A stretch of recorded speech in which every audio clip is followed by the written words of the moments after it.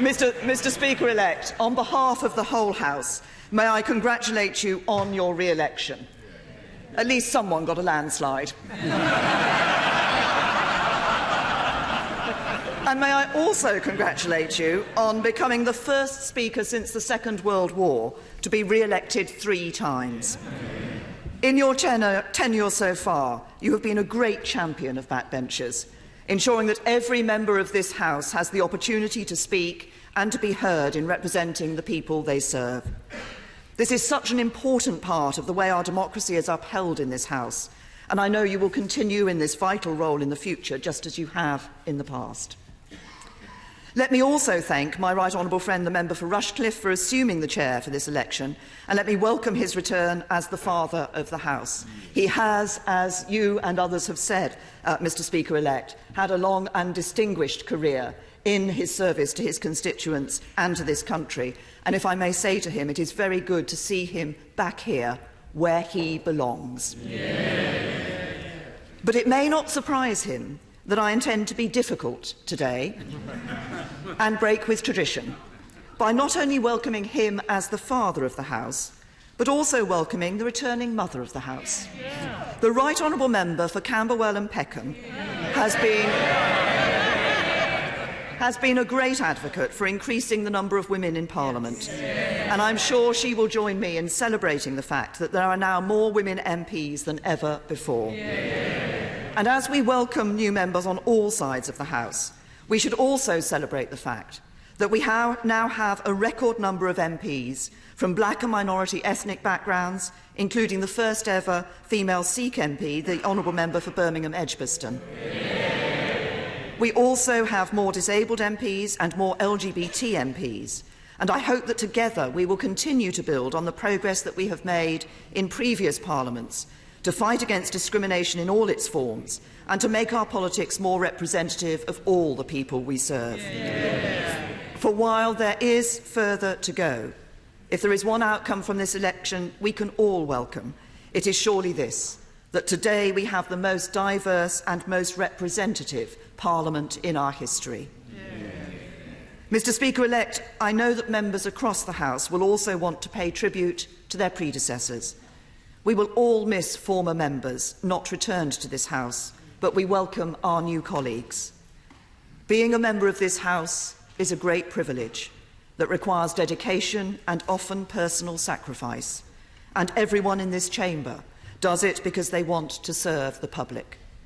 Whatever the result, general elections are above all an exercise in democracy and our values, the very democracy and values that the recent terror attacks sought to undermine. Mr. Speaker-elect, this is the first opportunity that Parliament has had to reflect on the despicable terrorist attacks in Manchester and at London Bridge. And I'm sure members on all sides will want to join me in sending our deepest condolences to the families and loved ones of all those who lost their lives in the attacks. And I know the House will also want to express admiration for the extraordinary work of all our police and emergency services, whose courage and speed of response saved many lives. As we begin this new Parliament, it is clear that our country faces some of the greatest challenges of our time. The challenge of keeping our nation safe, including by defeating the perverted ideology of Islamist extremism. The challenge of securing the best possible Brexit deal and delivering the will of the British people in taking the United Kingdom out of the European Union. And the challenge of spreading opportunity and prosperity to every part of our United Kingdom, so that no one and no community is left behind. In meeting these challenges, what we have seen from the election is that there are parts of our country that remain divided between young and old, rich and poor, those for whom the future offers a sense of opportunity, and those for whom it brings worry and concern. Some people blame politics for these divisions, or say there is too much politics. But politics can be an incredible force for good.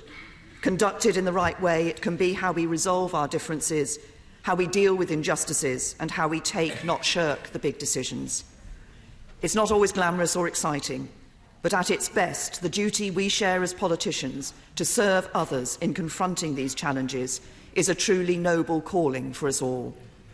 And the test for all of us is whether we choose to reflect divisions or help the country overcome them.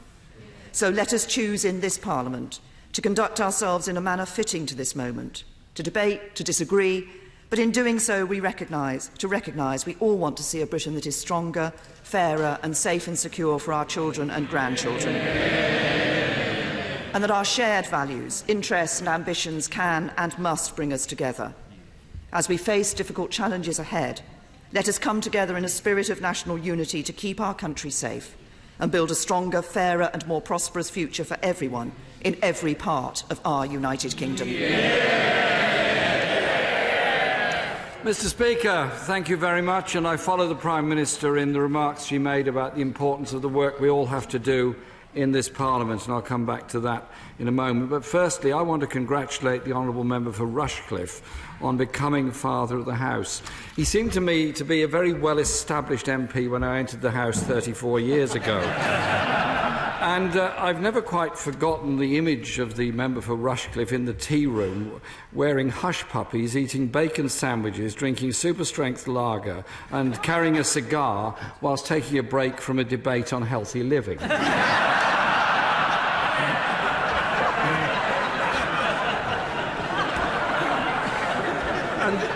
And he's had a very long and distinguished career in this House, and punctuated this year by his speech in the Brexit debate, during which he lamented that his party opposite had become mildly anti-immigrant.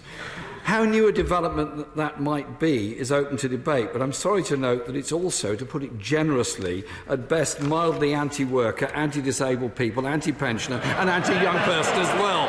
I'm sorry to be so divisive here today. It's all right, it's all right. Mr. Speaker, it is customary on these occasions to congratulate the returning Prime Minister, and I absolutely do so. And I congratulate her on returning, and I'm sure she will agree with me that democracy is a wondrous thing and can throw up some very unexpected results. And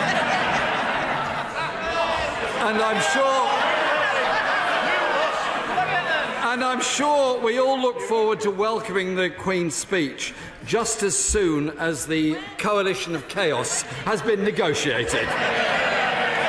And, Mr. Speaker, I just let the House know and the rest of the nation know that if that's not possible, the Labour Party stands ready to offer strong and stable leadership in the national interest.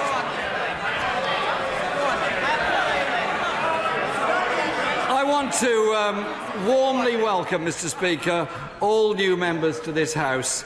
There is, as you have said and others have said, no greater honour than being elected here. And it is an amazing day when you first come and take your seat here. The honour of representing your constituents and taking decisions that will help people's lives. That's why we're elected here, to represent those that have put us here to try and make their lives better. And you quite rightly pointed out, as did the Prime Minister, we now have over 200 women MPs, more than ever before in the history of this Parliament, and I think that is an excellent thing, and I join the Prime Minister in congratulating my friend, the member for Camberwell and Peckham, and all that she's done to promote women in Parliament and women's careers in general. Mr. Speaker, this weekend marked the anniversary of the election of 4 black MPs to the House of Commons 30 years ago, the first black MPs for more than 60 years in the British Parliament. And in particular, I welcome my right honourable friends, the members for Hackney North and Stoke Newington, and for Leicester East. Those were 2 of the 4 who were elected in 1987, who are now members of the most diverse House of Commons ever. They paved the way, and I have to say, they've put up with an awful lot by being pioneers in taking their seats in 1987. It is vital for our democracy that all voices are heard and represented. Mr. Speaker, there can be no better speaker than you in the 30 years that I've been here, because you've always ensured that backbench voices are heard, and the way that you've presided over our chamber at all times, the good, the bad and the tragic and the difficult, particularly the way in which you presided over this chamber after the horrors of what happened on Westminster Bridge, when those horrors came almost to the door of Parliament. And whilst Parliament has obviously not been in session for the past few weeks, we also commemorate the awfulness of what happened in Manchester, as well as what happened on London Bridge. We have to stand together as communities, strong, united against those that would seek to divide and destroy the democracy that we have in our society. And I congratulate you on the way in which you've conducted yourself and the inclusive debates that you've made sure backbenchers are fully involved with over the years that you've been Speaker. We have two things in common, at least two things in common, Mr. Speaker. Firstly, which is very divisive, our love for Arsenal Football Club. I realise that would bring that sort of comment, but I can cope, it's all right. And secondly, we both came to this place having been local councillors, and I think serving communities on local authorities is very important, and I'm delighted at the number of former councillors or serving councillors who were elected to this House on Thursday night, because they also bring a very special expertise and knowledge to this House. We have to speak up for our constituents, and that is why we're here, and I know, Mr. Speaker, you will make sure those voices are heard. I want to thank you for your role as Speaker in facilitating exhibitions in this House. I took part in one on commemorating the end of the slave trade, and the many receptions you've held for charities in the Speaker's house, but also the way in which you've travelled around the country, reaching out and spreading the whole idea of democracy in schools and colleges, not necessarily famous, not necessarily well known, but you've reached out to people in a way that had never been done before, and I think we should all be very grateful to you for that. You're not going to be troubled by party politics anymore because you're in the chair, but it is in the great tradition of democracy, and you stand in that tradition of a Speaker standing up for democracy. In your House, there is a commemoration to Speaker Lenthal and many other speakers there. Your job and his job was to protect democracy and rise above party debate.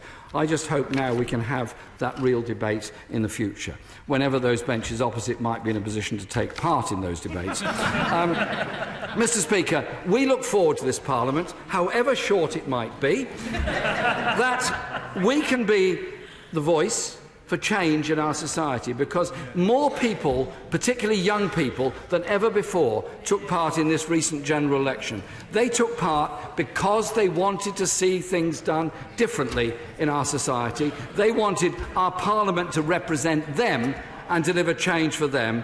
And I am looking forward to this Parliament, like no other Parliament ever before, to challenge and hopefully bring about that change. Thank you, Mr. Speaker.